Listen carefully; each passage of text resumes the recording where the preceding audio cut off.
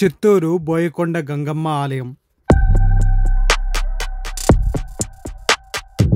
బోయకొండ గంగమ్మ ఆలయం కొన్నేళ్ల క్రితం వరకు గ్రామదేవత ఆలయంగా అయితే ఉండేది. ప్రస్తుతం ఈ యొక్క ఆలయం అయితే చాలా విశిష్టతనైతే చెంది ఉంది. ఈ ఆలయం ఒక చిన్న కొండపైన అయితే వెలసి ఉంది. ఇక్కడికి భక్తులైతే అధిక సంఖ్యలో వస్తూ ఉంటారు. ఇక్కడ నిత్య పూజలు జరుగుతూ ఉంటాయి. ఆలయాన్ని కొత్తగా అభివృద్ధి చేయడం వల్ల ఇక్కడైతే దైవ దర్శనానికి చాలా సులభతరంగా అయితే మారింది. ఈ ఆలయం గురించి తెలుసుకోవాల్సినటువంటి విషయం ఏంటంటే, ఈ ఆలయంలో చీకటి పడిన తర్వాత ఎవ్వరూ ఉండరు. ఈ ఆలయంలో అమ్మవారికి అయితే పూజా విధానం అయితే అన్ని ఆలయాల్లో ఉన్నట్లు సాధారణంగానే ఉంటుంది. కాకపోతే ఇక్కడ భక్తులైతే ఎక్కువగా జంతు బలులతో వాళ్ళ యొక్క మొక్కులనైతే తీర్చుకుంటూ ఉంటారు. ఆలయం చుట్టుపక్కల అయితే చిన్న చిన్న పల్లెలు మరియు ఎక్కువగా రైతులైతే ఈ ఏరియాలో ఎక్కువగా నివసిస్తూ ఉంటారు. ఈ ఆలయానికి భక్తులు తమ మొక్కుబడిని తీర్చుకోవడానికి వాళ్ళ పల్లెలో ఉన్నటువంటి ప్రజలతో బృందాలుగా ఏర్పడి ఒక మేకను కానీ గొర్రెను కానీ కనీసం ఒక కోడినైనా ఈ యొక్క ఆలయానికి తీసుకొని వచ్చి దైవాన్ని దర్శించి వాళ్ళ యొక్క మొక్కుబడిని అయితే తీర్చుకుంటారు. కొండపైన వారి మొక్కుబడి అయినటువంటి వేటని అమ్మవారికి చెల్లించి తరువాత ఆ వేటని కొండ కిందకి తీసుకొచ్చి అద్దె సామాగ్రిని తీసుకొని ఆ వేటని వండుకొని తిని ఆహ్లాదంగా సాయంత్రం వరకు ఈ యొక్క ఆలయం ప్రాంగణంలో గడిపి తిరిగి సాయంత్రం అయితే తిరిగి వాళ్ళ స్వస్థానానికి బయలుదేరుతారు. ఈ ఆలయంలో భక్తులు వారి మొక్కుబడిని క్రమం తప్పకుండా వాయిదా వేయకుండా వాళ్ళ మొక్కునైతే తీర్చుకుంటూ ఉంటారు. ఒకవేళ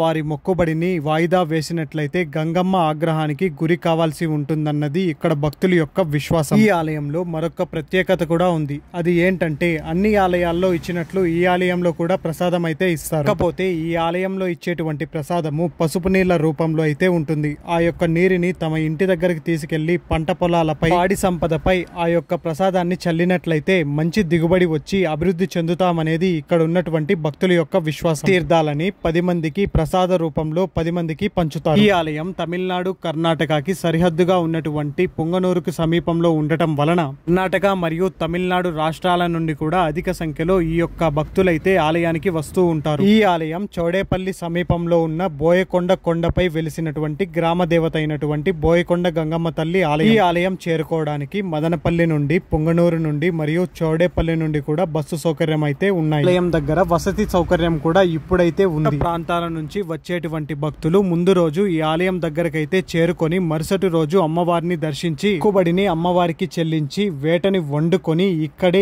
ఆలయ ప్రాంగణంలో సాయంత్రం వరకు గడిపి తిరిగి మళ్ళీ మీ యొక్క ప్రదేశాలకి తిరిగి బయలుదేరవచ్చు. ఇక్కడ వేటని వండుకోవడానికి మరియు స్టే చేయడానికి రూమ్స్ నైతే రెంట్ కూడా ఇస్తారు. ఒకవేళ స్నేహితులతో మీరు వచ్చినట్లయితే ఇక్కడ వండుకోవడం మీకు తెలియకపోయినా వంట మనుషులు కూడా ఉంటారు. దానికి వాళ్ళు కొద్దిగా ఛార్జ్ చేస్తారు. ఆ ఛార్జ్ మనం పే చేసినట్లయితే కోరిన విధముగా వారైతే వంట చేసి పెడతారు. ఈ ఆలయం యొక్క చరిత్ర విషయాన్ని ఒక్కసారి మనం చూసినట్లయితే కొంతమంది దోపిడీదారులు ఈ ఆలయ ప్రాంగణంలో ఉన్నటువంటి ప్రజల యొక్క మాన ప్రాణాలను దోచుకొని వెళ్లేవారు. బాధను భరించలేనటువంటి ప్రజలు గ్రామ దేవత అయినటువంటి బోయకొండ గంగమ్మ దగ్గర వారి బాధనైతే మొరపెట్టుకున్నారు. దీనిపై ఆగ్రహించినటువంటి అమ్మవారు స్వయంగా ఖడ్గాయుధాన్ని ధరించి దోపిడీదారులని చీల్చి చెండాడిందట. భీకర పోరులో ఇక్కడ కనిపిస్తున్నటువంటి పెద్ద బండ సైతం 2 ముక్కలయ్యిందని చరిత్ర చెబుతోంది. తరువాత భక్తుల యొక్క కోరిక మేరకు కొండపై బోయకొండ గంగమ్మగా అయితే వెలిసారట. చూసారుగా బోయకొండ టెంపుల్ యొక్క చరిత్రనైతే. ఈ వీడియో మీకు నచ్చినట్లయితే మన ఛానల్ అయితే లైక్ చేసి సబ్స్క్రైబ్ చేసుకోండి. ఒక ఇంట్రెస్టింగ్ వీడియోతో మళ్ళీ కలుసుకుందాం. Thank you for watching Garuda vlog 7.